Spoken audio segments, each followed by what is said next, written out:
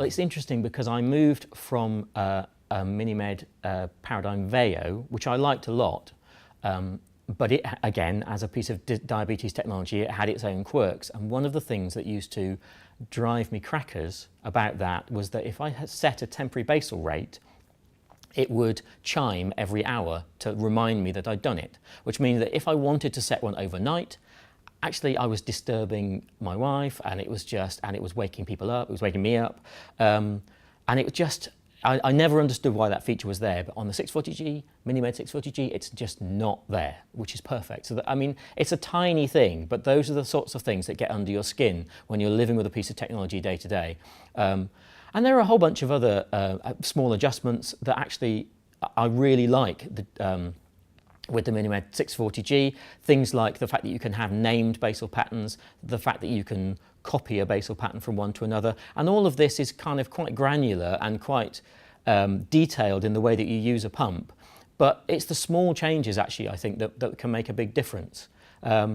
I don't find that it's particularly big or cumbersome to use. What makes me glad I chose the MiniMed 640G? Do you know, funnily enough, it's the small things about it that I think make the big difference to me. It's like having a set change reminder at 3 days that I can turn on or turn off. It's like having no chimes on a temporary basal rate, except when it ends and there's a little beep. Even something small like having active insulin just there. So one press and I can tell how many units I've got still running. It's a tiny thing, but it makes a big difference. Sophie's been using the Medtronic Veo for 4 years, and within last 3 months ago, she upgraded to the new MiniMed 640G.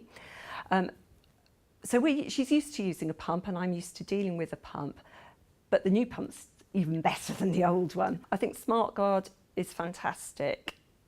I know that she worries less at night because when she's got the sensor working with the pump, she doesn't have to be so afraid that she's going to go low overnight. She knows that the pump's going to look after her. It's going to turn her insulin off.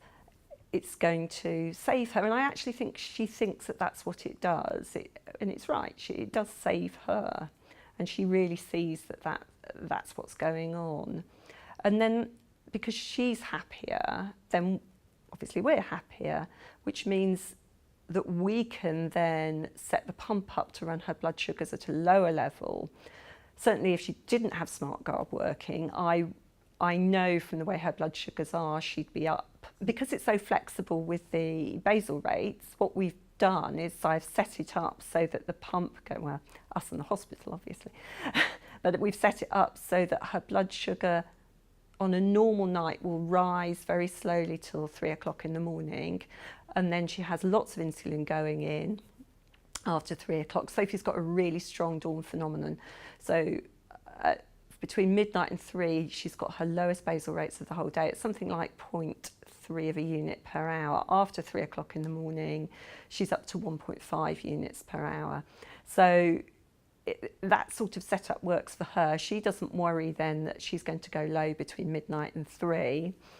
And then she's got some hyper-awareness, but not when she's really tired. So by 3 o'clock, she's a bit more awake anyway. The funny thing was when she went to get the new pump, I wasn't allowed to do anything with it. And it's definitely her pump, it's not mine. She's 13 and a half. She knows more about how she feels than about her diabetes than I do. She knows how to fix it. And that's the huge benefit of the pump. It gives her back control, first of all, control of her life, which all teenagers need.